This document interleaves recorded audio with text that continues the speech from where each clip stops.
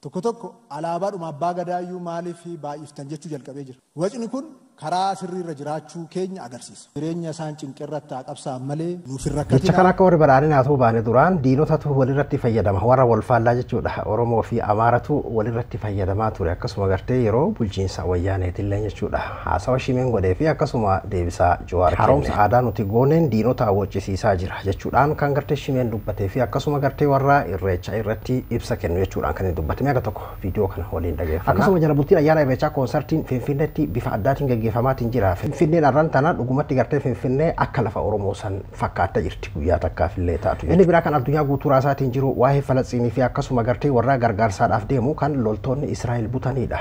Lolli ammaan booda Israa'el addunyaa waliin yookiin Awurooppaa waliin jennee turre kaleessa. Dubbiin akkuma jenne arran tana lafa raasaati jira. Mee maaltu deemamaatiin jira? Ana Abduu Moobaala Biraahi bagara deebiidhaan gara chaanaala kiyyaa dhuftan isin jira. Irreechi baranaa kuni kan amma dura dabre hundarraayyuu adda jechuudha. Ispoonsarri karaa mootummaatiin imala gartee gara galaana diimaa jedhu kanaanis wal qabsiisanii akkasitti gaggeeffamaa jira waan ta'eef takkaa kan akkanaa kana dhagarre jechuudha. Finfinneen guutuutti alaabaa Oromootiin marfamtee har'an tana dhagaa darbatan lafa hin bu'u akka jedhame sanitti guutuun Finfinneedhaa Oromoodhaan guutamtee jirti jechuudha. Dhugumatti haala addaatiin gaggeeffamaa jira. Yoo dhugaa dubbanne irreecha baranaa kana karaa ummataatiin hedduu gartee hooyin inumayyuu akka duraaniis ittiin jiru karaa mootummaatii fi karaa gartee warra mootummaa waliin hojjetuutiin akka malee ho'ifame. Innaa milkaa'ina addaatiin kan gartee gaggeeffamaatiin jiru jechuudha. Bara dabreellee mootummaan akkasumatti gartee haala mijeessee ture. Garuu kan baranaa kana takkaan agarre jechuudha. Duuba akkasanii kaarran tana Finfinneen guutumatti irra Finfinnee dhugaa san fakkaatteeti jirti. Innaa irreechi Finfinnee guyyaa takkaafillee taatu akkaataan Finfinneen keessa jirtu nama gammachiisa. Guyyaa takkaa kana bira dabree waan dhugaa haa ta'u. Amman tana beektaa akkaataan gartee waa'een Finfinneetii fi waa'een gartee Oromoo kun akka qoosaa tokko ta'e akka gartee taphaa tokko ta'e waan gartee yeroo ayyaana tokko Oromoon gartee Finfinnee keessatti takkaa kana argee hin beeku jiru kennirratti yoom kana takkaa kana argine jedhee namni isuma kana galatoonfata. Wanni seeraan lafa qabatee hin jiru. Wanni gartee seeraan tumameetiin gartee seera qabeessa ta'ee hin jiru. Wanni hunduu yeroodha. Waan fakkeenyaaf yookiin amma baran akkanatti taameemi waggaa dhufu ammoo duudaa garaa ta'uu danda'a jechuudha. Innaa kanaafuu amman tanaaf ammoo gartee Finfinneen bifa addaatiin gartee Oromoo shuruuf kooyitee Oromoon bifa kanaan achitti wal gahee lafa dhibbisaa jira jechuudha. Warri itti amantan kaa baga irreecha geettanii isin jedha. Tole waa'ee sagantaa irreechaa kanaan wal qabatee sagantaa haara'umsa aadaa yookiin ammoo ufa haa taanu sagantaa jiru. Eebba galma hora Haarsadee kan gartee Bishooftutti ijaarame. Eebba san irratti haasawa pirezidaantii mootummaa Oromiyaa Shimallis Abdiisaa godheen katabbii gartee dheengadda Joohaar katabe irratti illee gartee kan deebisaa kennee fi akkasuma gartee warra waa'ee irreechaa irratti amantiidhaan wal qabsiisee irreechi haraamii yookiin ammoo halaalii nu ilaallatu nu ilaallata aadaadha amantiidha warra jedhuuf illee kan inni deebisaa kennedha. Jawaarillee kanarratti deebisaa kenneeti jira. Mee jalqaba haasawa shibee kana. Mootummaan naannoo keenyaa yaadama ida'amuudhaan masakamee duudhaa fi eenyummaa keenyatti deebinee of taanee of ta'uudhaan immoo Itoophiyaa akka ijaaru of ta'uudhaan Itoophiyaa bu'uurarraa akka jijjiiru of ta'uudhaan eenyummaa keenya Itoophiyaummaa keessatti akka calaqqisiisnu gochuudhaaf xiyyeeffannoon kennamee hojjetamaa jira.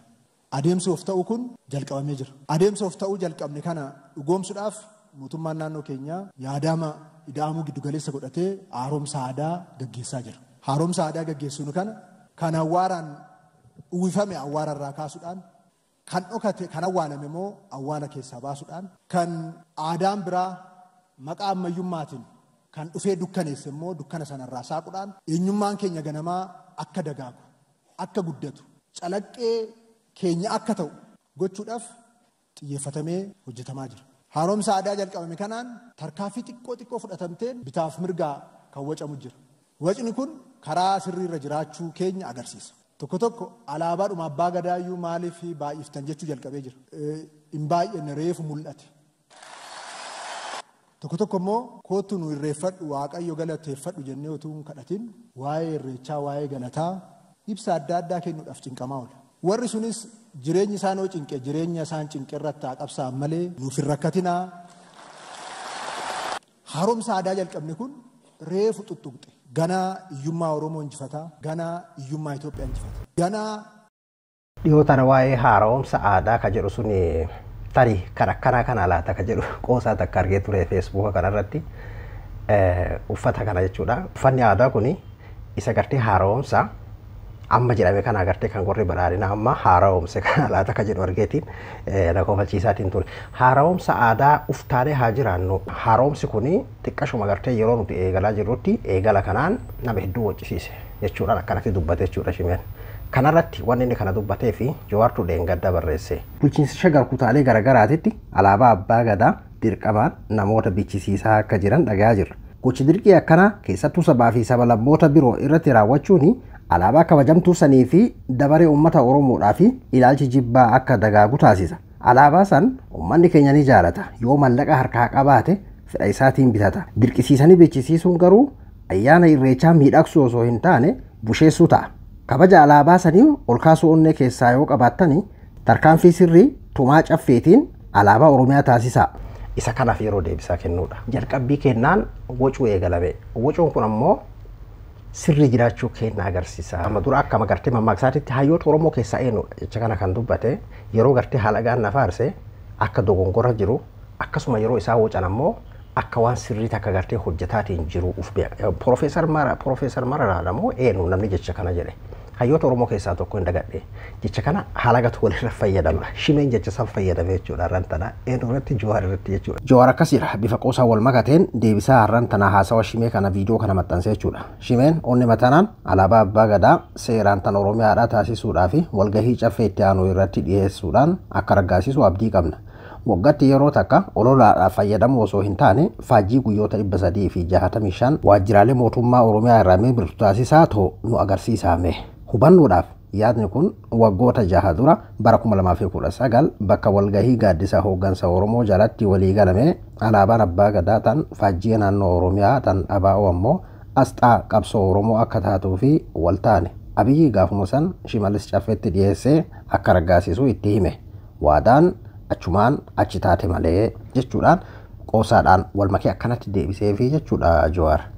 Nama akka Jawaar kaam Oromoo faristi jechuudhaan qeerroo bahaadhaa kaabaa kibbaa afaan tokko dubbachiise. Kan duraan amantiidhaan gandaan wal qoqqoodee faca'e Oromoo gartee jaarmayni paartiileen garaagaraa addaan qoodate gaaddisa Oromummaa jedhu jalatti paartii hunda jalaa baasee Oromoo ta'anii paartummaarraa Oromoo ta'anii akka falmatan taasise sanarraa alagaa alaabaan Oromoo mataa isa dhukkubsitu alagaa alaabaan Oromiyaa gartee yeroo mul'atte isaa waccisiistu sabboonummaan daangaa dabre kanarran tan agartee badhaadhina godhaatiin jirtu akkasi isa waccisiisu san tahee bifa kanaan lafa kaa'ee jechuudha. Gartee ayam Oromoo faristiidhaan finxaaleeyyiin Itoophiyaa diiguu barbaadan.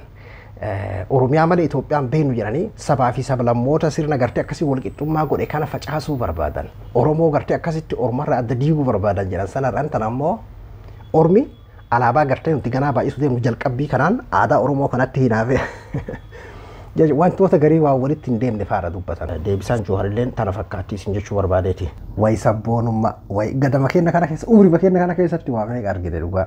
Innaa haala kanaan deebisaa walii kenniti jechuudha dhiirri. Kabira ammoo gartee Shimeen waa'ee irreechi haraamii irreechi halaalii irreechi nan ilaallatu waan jedhu irratti kan inni dubbateef. Anas irratti gartee Shimeen amma waan dubbateef naan galle malee barana falmii guddaan agarrean. Takka jiraatu danda'a. Durii yeroo kanatti sheekotiileen hedduutu irraa dubbata. Akkasuma warri amantii biroo kan gartee ortodoksiillee irraa dubbata.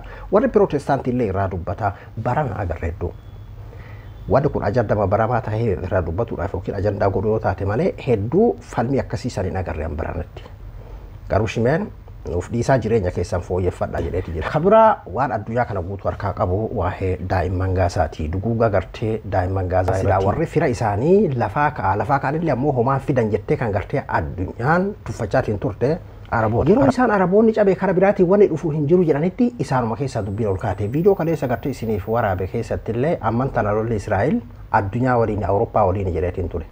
Har'an tana Itaaliin guutuutti cufamtee jirti. Magaalota dhibbaa ol keessatti har'an tana mormitu jira jechuudha. Nutilleen daa'imman Gaazaa sanii duguuggatu nurratti deemaatiin jira. Lubbuu ilma namaa hundaaf hundi keenya itti gaafatamaadha. Wanni isaan harka irratti barreeffatan kunilleen duguuggaan sanyiidhaa daa'imman Gaazaa irraa dhaabbatu hundi keenya namni lafarra jiru kun hundi isaa lubbuu ilma namaatiif itti gaafatamummaadha qabna. Kanaafuu mootummaan Itaalii ammatti hariiroo Israa'el waliin qabu addamuu beekamtii biyyummaadhaa kennuu fi Awurooppaa keessaa biyyoota beekamtiin kennin keessaa takka jechuudha Itaaliin.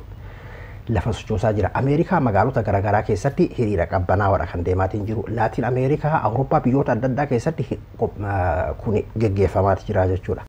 Israa'el akkanatti fakkaatutti warra gartee markaba isaanii fe'ateetiin deemaatiin ture san wanni isiin qabdeef silaafuu fanjii achi geessuu deeman yookiin Hamaasiif meeshaa waraanaa kennan jedhamee shakkamu. Hayyoota gurguddoo, aktiivistoota, beeytota, ogeeyyota lammii isaanii Awurooppaa biyyoota adda addaa kana keessaa kan bahan gariin kan amantii qaban, gariin kan amantii hin qabne, amantii Pirootestaantii, Kaatoolikii, Yahuudota warri hordofan bal'inaan keessa jiran, jaarmayaalee garaagaraatu keessa jira jechuudha. Uummanni kun kan biyyoota 40 wayii keessaa walii qabaman osoo biyya tokko illee taate Israa'el biyya takkatti irratti dhiibbaa godhuu dandeessa. Ameerikaan biyya takkatti irratti dhiibbaa godhuu danda'a jechuudha. Uummanni kun isaaniif meeshaa waraanaa geessaniidha osoo hin taane akkanatti fakkaatutti wanni kun akka inni hadhaawaa ta'e kanuma isiin tarkaanfii kana jechuun wanni qabdeef markaboota kana warra kanallee hin to'atte kanallee ni qabdi kun waanuma eeggamaatiin ture garuu achi dhaqanii waraaban addunyaa guututti facaasan duguggaa sanyiidhaa waan gartee jaarraa kana keessatti akka taa'ame hin beekin waan bineeyyiin Israa'el sun goote bar waan ati jaarraa kana keessatti waan durii fakkeenyaa fi akkana taa'ame jedhamee seenaa tokko mi'eeffameetiin himamu fakkeenyaa fi duguggaan akkana naaziin akkas godhe waan san caaluu godhamaa jiran har'a kana jaarraa kana keessatti waan kana goote kana addunyaan nan argini kanaaf hidhanatti fakkaatan achi dhaqanii waraaban addunyaa guutuu facaa manattiin galatan wanni isiin gartee deemaaniitiin jirtu hulaa itti cufteetiin godhaatiin jirtu addunyaa guutuu irratti faca'ee harkaa ifa bayaa gara biraatiin ammoo beeluma kanaanillee miitee uummanni sun akka gartee guututti dhumuudha kan isiin barbaaddu bara ani shayxaanummaallee beektaati yookiin awuzu billaa hojjette akkaataa amantii garagaraatti basmaame hojjette sirraa dheessuu danda'a. Ana namicha manaa tanaa jedhan kana shayxaanaan illee madaaluun. Kana sodaadhaaf waan guutuu wallaaltee to'atte jedheetii yaada. Ammoo balaa biraa kun akkanatti itti dhale jechuudha. Amma na amani yoo Ameerikaa keessaan dhoohee Tiraampiin lubbuun asii galtee an Israa'eliin hin beeku Tiraampiin jedhin numa eega. Amman tana duuba Itaalii keessatti guutuutti gartee dalagaan qoqqobbiin dalagaadhaa akka dalagaan tokkolleen sochoonee labsameeti jechuudha. Magaalota dhibbaa ol keessatti gartee geggeeffamaa jira jechuudha. Hariiroon Israa'el waliin qabu addaan cituu qaba. Biyyoota gartee bilisooman badhaadhaan kan Awurooppaa kana guutuu keessatti mootummaa tokkocha ganaa gadi keessattuu warra gartee beekamtiin kennin ganaa uummanni akkanatti gurra isaanii micciiree beekamtii kennisiisu Israa'eliin irratti gartee akka isaan gurbaa tokkotu maal jedhe du'aayin gartee uummanni Araboonni tokko ta'aniitiin Falasxiinotaaf haa birmatan jedheetiin du'aayii godhe sun ta Araboota akka guruu hin geenne Rabbiin beekeeti warra gartee abbaan tokkollee dhaabuu hin dandeenye kanuma isaanii san Rabbiin itti kaasee du'aayin kallattii namni niyyate yeroo takka beektaa waan garii Rabbiin maaliif anaa kan akkana na godhe jettee si aartu waan tokko faa hulaa sitti cufee yeroo achiidhaas deebite wanni suni si baraaruudhaaf godha jechuudha Rabbiin waan akkasii taatee mul'atte jechuudha. Laatiin Ameerikaa dabalatee Afrikaa biyyoota tokko keessatti Ameerikaa magaalaa tokko keessatti gaafa ammoo Ameerikaa guutuu keessatti akkanatti labsame maaltu akka ta'amu walumaan eena. Guyyaa takka biyyoota baraaran kana keessatti Ameerikaa keessatti guyyaa takkaa fi sagantaan lagannaa gabahaa yookiin ammoo gartee kuni labsame taanaan akkam akka taatu anaatilleen tilmaamuun non dhibu jechuudha. Hundaafiyyuu gartee dubbiin daa'imman Gaazaadhaa akkasitti dhiini akkasitti gartee lola'e suni karaa kanaan tarii inumayyuu miidhaa Ameerikaa Israa'el bira dabree tarii miidhaa Ameerikaatu ta'uudhaaf deema fakkaata. Hundaafiyyuu waan itti aanu walumaan ilaalla. Ani Abduu Abduu Moobaala Biraay akka qophii biraatti walitti deebinutti nagaan naa tura.